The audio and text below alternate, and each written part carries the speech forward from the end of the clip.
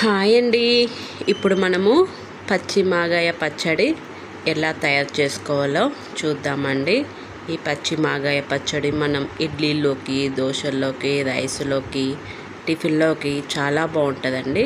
దీని ప్రాసెస్ చూద్దాము. ముందుగా మామిడికాయలు నీట్గా కడుక్కొని ఇలా పైన కట్ చేసుకొని నీట్గా తుడుచుకోవాలి.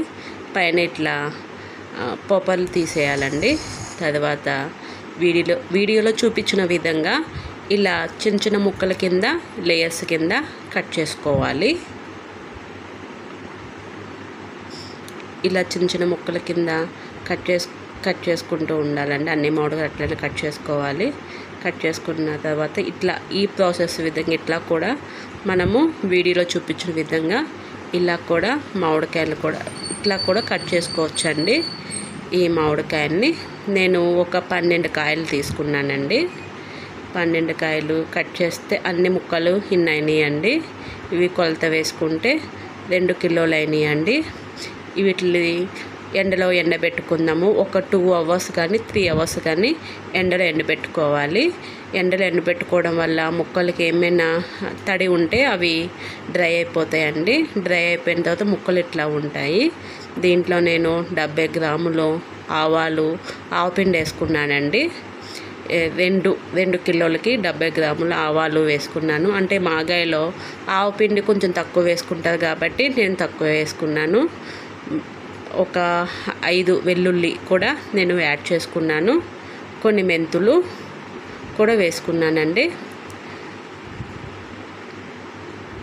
ఇవి వేసుకున్న తర్వాత నేను కప్పున్నర అంటే పావున్నర కారం తీసుకున్న, పావు కప్పము ఉప్పు తీసుకున్నానండి. ఇప్పుడు వీటిని మనము మొత్తము ఉప్పు, కారం, ఆవపిండి మొత్తం పట్టేలాగా ఒక్కసారి స్పూన్తో ఈ ముక్కల్ని కలుపుకుందాము. వీడియోలో చూపించిన విధంగా కింది నుంచి మీదికి మొత్తము నీట్గా కలుపుకుందాము. ఇలా కలుపుకున్న తర్వాత మనము ముక్కలకి ఇలా పట్టిన తర్వాత ఈ మిశ్రమాన్ని మొత్తము ఒక ప్లాస్టిక్ కంటైనర్లోకి తీసుకుందామండి.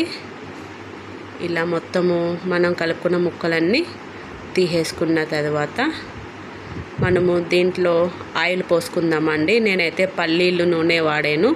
నువ్వుల నూనె కూడా వాడుకోవచ్చు అండి.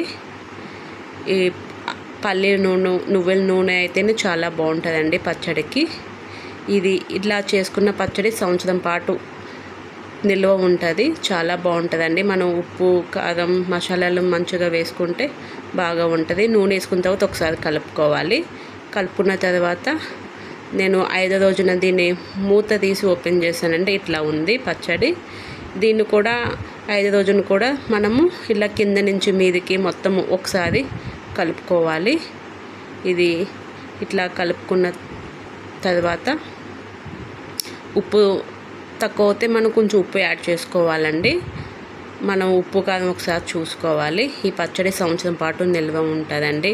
అంతే, పచ్చి మాగాయ పచ్చడి రెడీ అండి. నా ఛానల్ని సబ్స్క్రైబ్ చేయండి, షేర్ చేయండి.